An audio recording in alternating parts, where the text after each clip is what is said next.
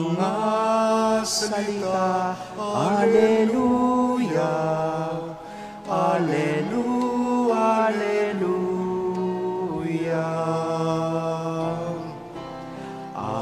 Alleluia,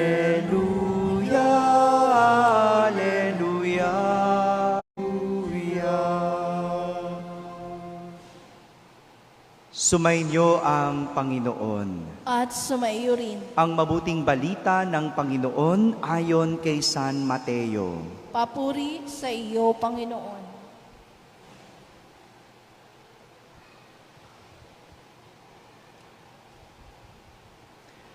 Noong panahong iyon, nang makita ni Jesus ang napakakapal na tao, umahon siya sa bundok.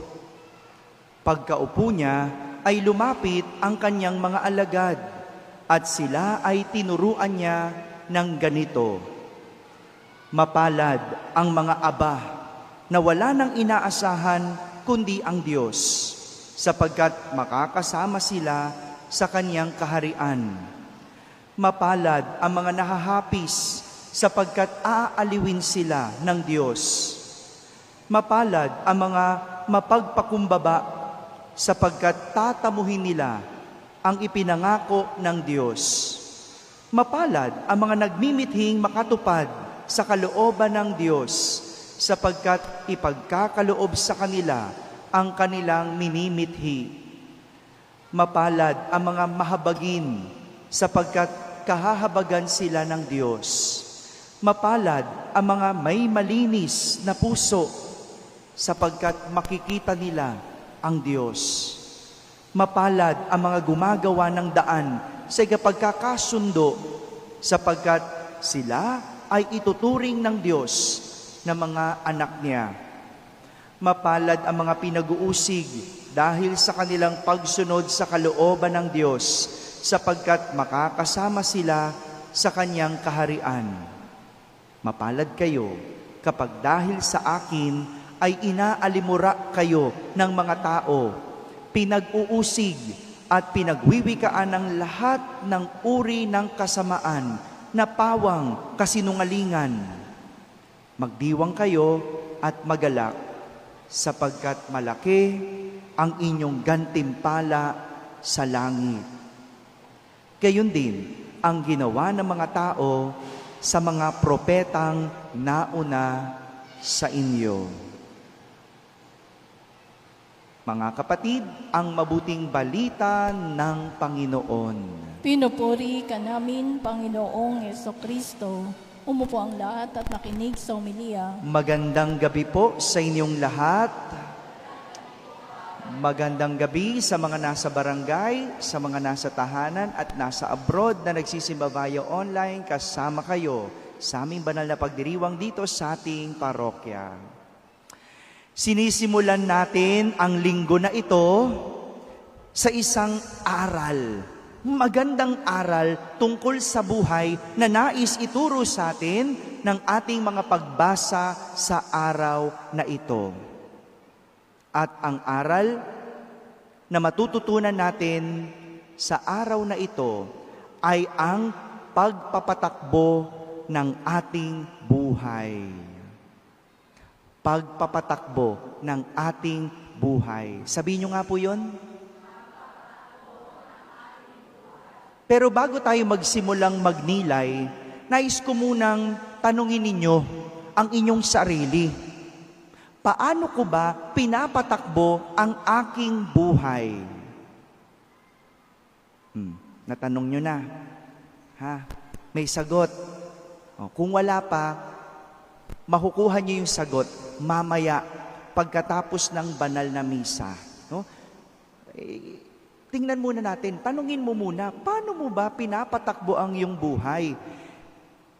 Ikaw ba ang nagpapatakbo o ikaw ang pinatatakbo?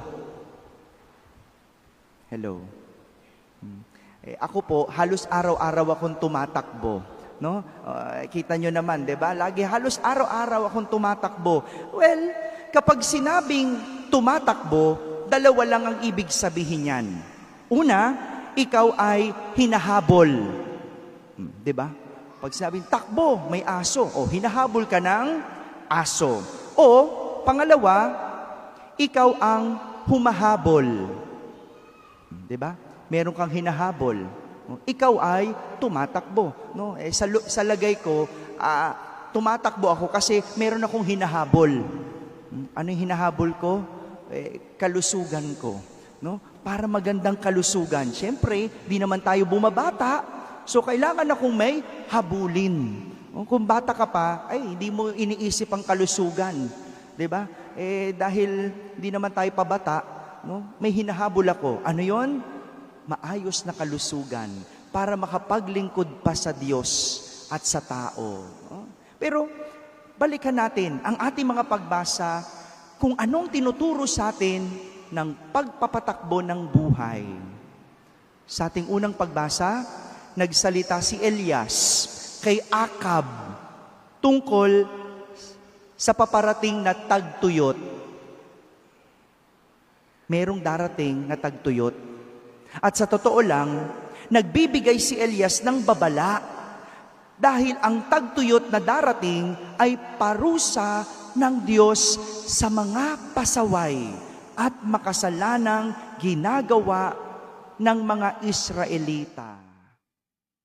Pinagsasabihan niya si Akab. Kaya siya nagsalita ay para sana habang may panahon pa, magbago sila. Para baka sakali hindi na dumating ang tagtuyot. Ano ba nangyayari kapag tagtuyot? Di ba? Walang buhay. Di ba? Tagtuyot. Di ba? O tingnan mo yung katabi mo. Tagtuyot. Di ba? Joke lang, di ba? Yun, di ba? Connotation natin pag tagtuyot Di ba? Anong ibig sabihin? Wala. Medyo hindi masaklap ang buhay, di ba? Tagtuyot, no? Alam niyo po, si Akab ang hari noong mga panahong iyon.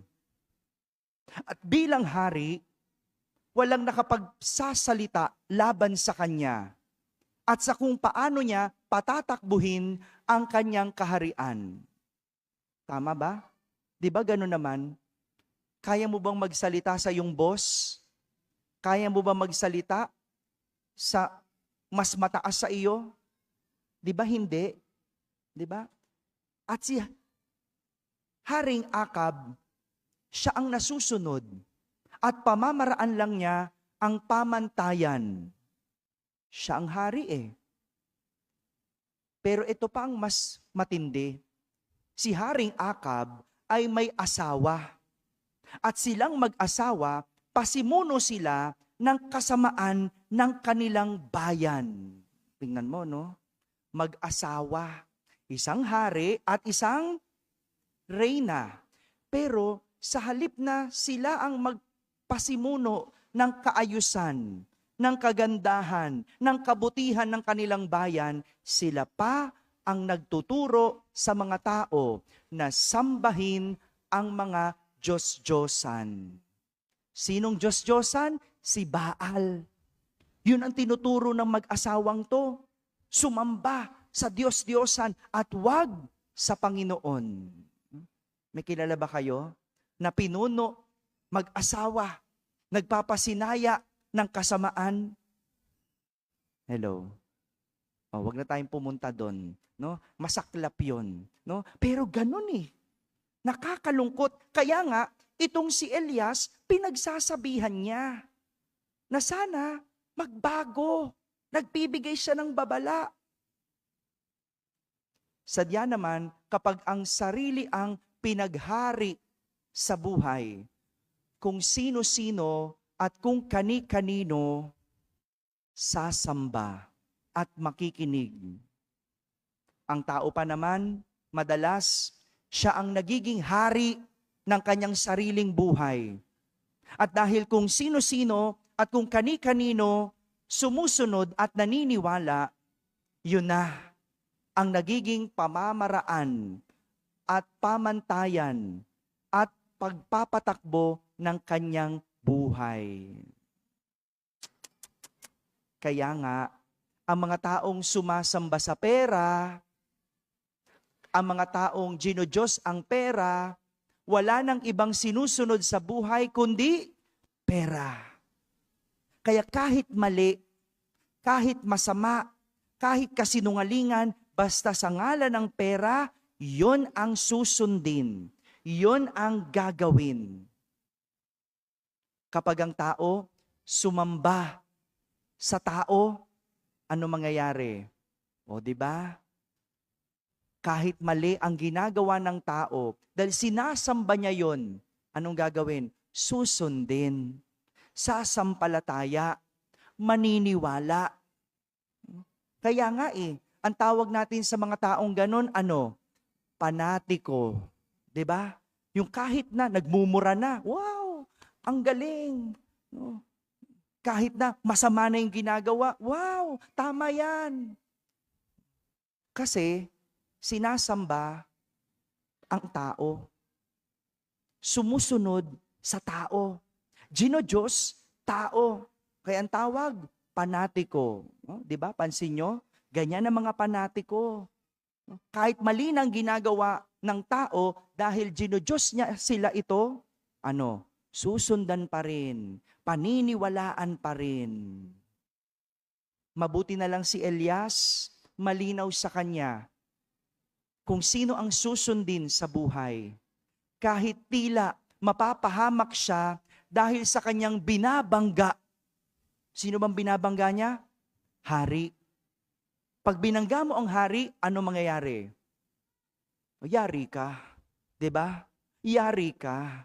Kahit na tila mapapahamak itong si Elias, hindi siya nagpatinag dahil malinaw sa kanya na ang Diyos ang kanyang sinusunod at wala nang iba. Pero ang maganda dyan, hindi naman siya pinabayaan ng Diyos. Dumating ang tagtuyot. Ayaw nyo makinig sa akin? Okay, tagtuyot. Alam nyo anong ginawa sa kanya ng Diyos? Sabi sa kanya ng Diyos, pumunta ka. Pumunta ka sa batis ng Karit. Doon ka tumira. Pag may batis, anong meron? Tubig. Pag tagtuyot, anong kailangan? Mabubuhay ba si Elias? Tingnan nyo, niligtas siya. Pero hindi lang yun, hindi pa natapos doon. Anong ginawa ng Panginoon? Pinadalhan siya ng uwak na magdadala sa kanya ng pagkain. Ang galing, no? Bakit? Sinunod niya ang Diyos. Kahit tila mahirap, kahit tila nakakatakot, kahit tila parang ang hirap gawin ng pinagagawa ng Diyos, dahil sinunod niya ang Diyos, niligtas siya ng Diyos.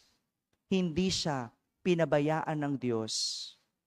Ganyan, kapag ang Diyos ang ginawa nating pamantayan ng pagpapatakbo sa ating buhay, kahit tila nakakatakot at walang kasiguraduhan, hindi tayo pababayaan.